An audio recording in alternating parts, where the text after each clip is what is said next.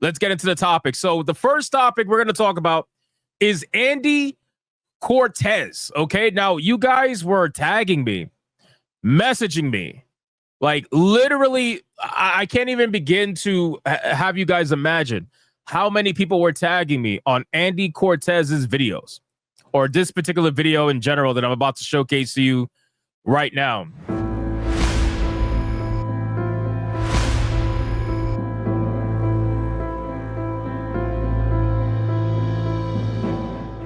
I know you guys have all seen this video. I'm sure you were watching Smash JT and everybody else who was streaming talking about this. I know Atreus covered this. I know Kata covered this. Everybody's covering this. I'm the last one to do it because I was on vacation. But you know what? I'm going to fucking do it anyway because there has been a lot of people tagging me in this nonsense.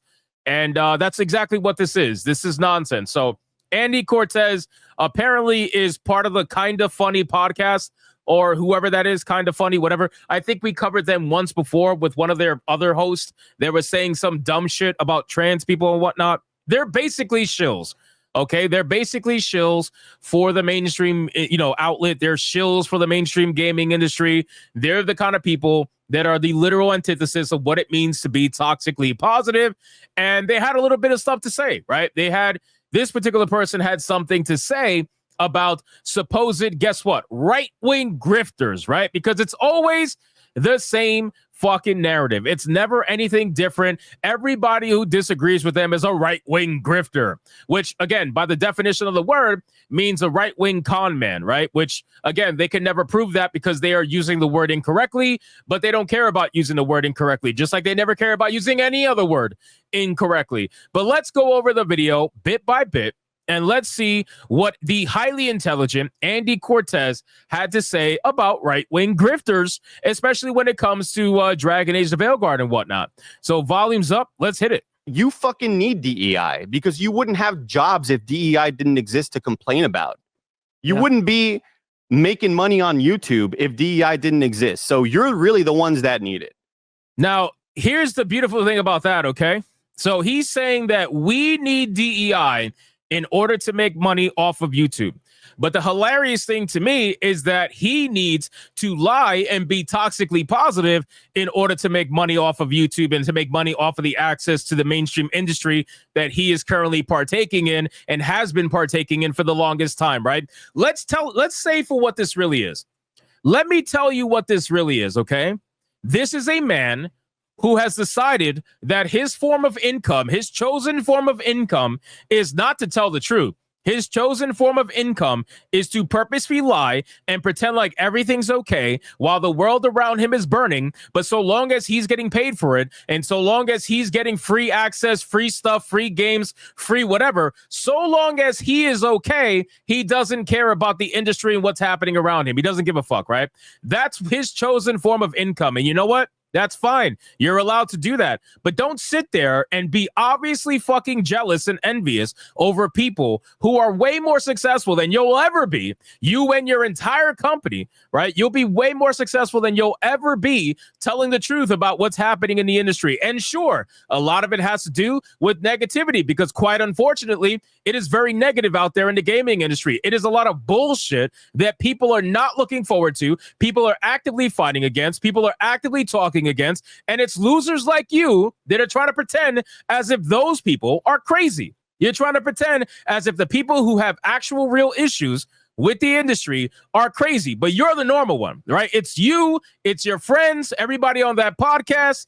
You're the normal one, okay? So yeah, that totally makes fucking sense. So you're mad and angry because in your mind, you feel like the other people who are speaking opposite to you are making more money than you are. Because at the end of the day, every bit of this always has to come down to money. You guys know I've said this so many times. It's always about money with these fucking losers, right? They don't understand that we would still be here, paid or not paid. You want to know how that's true? Because I did it for 2 years unpaid. And I've been saying the same shit since day one. It's not my fault that my channel grew. It's not my fault that I'm entertaining enough that people want to come support me. That's not my fault. I've been saying the same shit since day one when I was fucking unpaid on YouTube.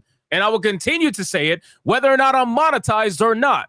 But again, this is the kind of person that it's all about money. It's always about money, because for them, how do you think this studio gets paid? Look at this. I want you guys to understand this. Look at this. This man is in a studio with a fucking 3D background. All right. This man has a fucking, like, I don't even know what kind of podium to call this. You think that shit comes cheap? Do you think that comes cheap? Absolutely not. So for them, it's all about money. It's all about money. And for them to get outclassed by a singular YouTuber in his office with no investment aside from equipment whatsoever, and obviously art, because art is not cheap, but still, you mean to tell me that we're the grifters when you motherfuckers got a rent to upkeep, right? You got studio equipment to upkeep. You got employees. It's you. It's the other guy. It's like, I think 3 people. Bro, you guys are mad, and I understand. I get it, but you're not going to get any better by being mad. You're not going to get any better by being angry that somebody else is doing better than you are.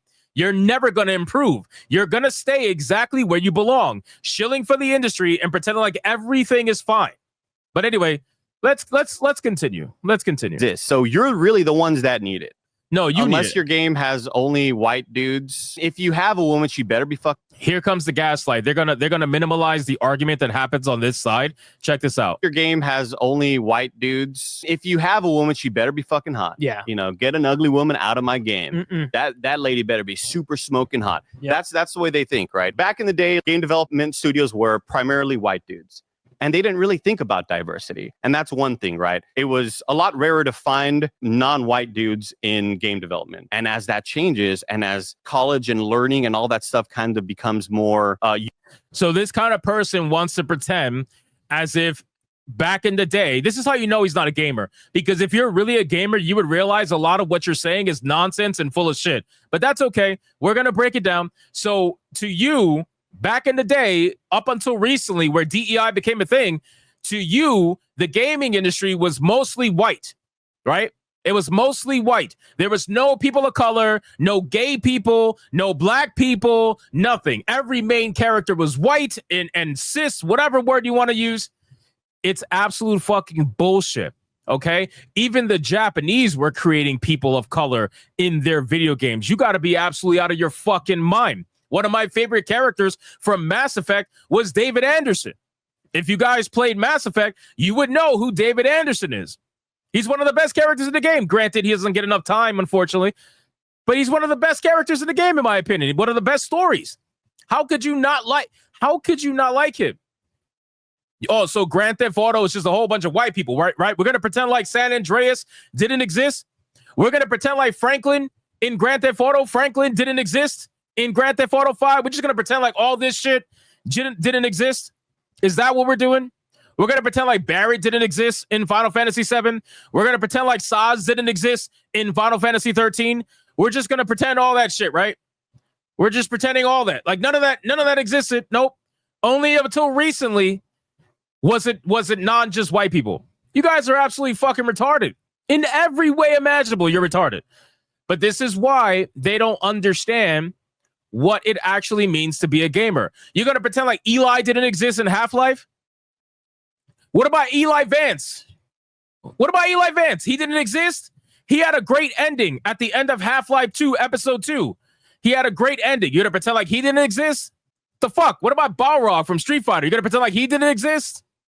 None of these guys existed, huh? None of them existed. Storm didn't exist for the X-Men? You guys realize Black Panther's been around for decades, right? Like, what the fuck? What the fuck? Are you serious right now? What about War Machine? What are we doing, man? What are we doing? Seriously. It's such an absolute fucking joke. What about Shiva from Resident Evil 5? What about that? Shiva doesn't exist? You're just gonna pretend like she doesn't exist, huh? She doesn't exist, right? None of these characters exist. It's so fucking stupid, right? You guys in the chat are saying Jax too. Yeah, Jax, exactly. Jax doesn't exist. What about Augustus from Gears of War? Like none of this shit exists? I guess whatever. Anyway, whatever.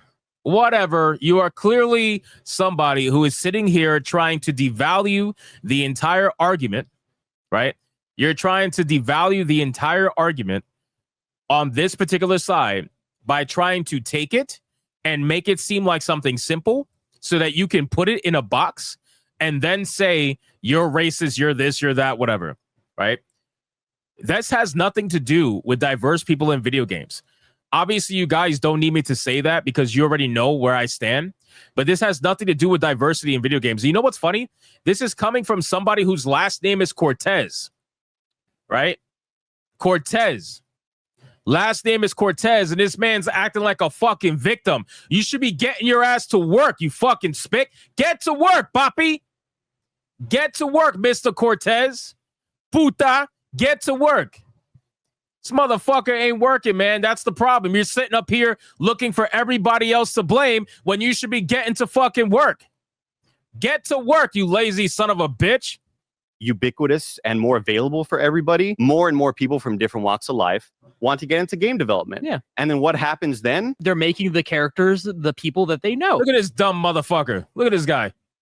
I don't even have to hear him speak to know he's a dumb motherfucker. He just got the face of a dumb son of a bitch. Look at this guy. Look at this guy.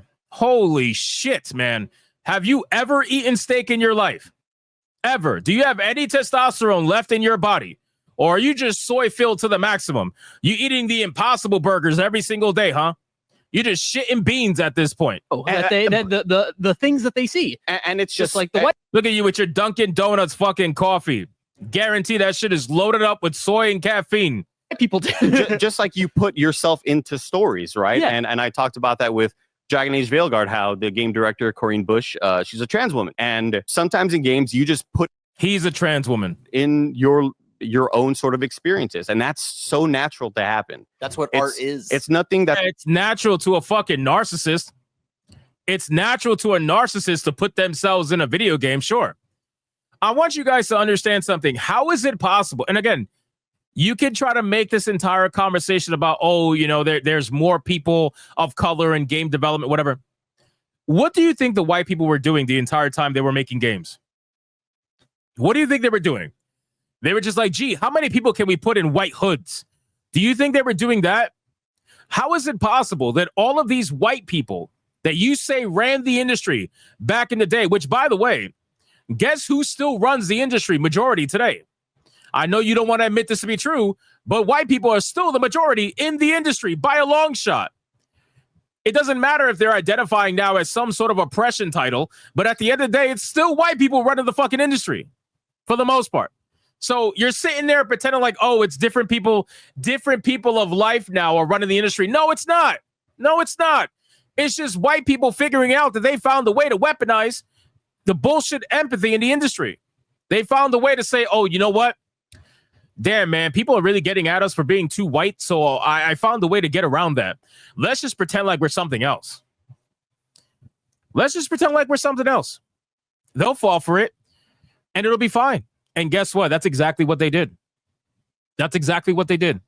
And they like, you know what? Let's add more women, because adding more women clearly solved everything else in life. Let's add more women.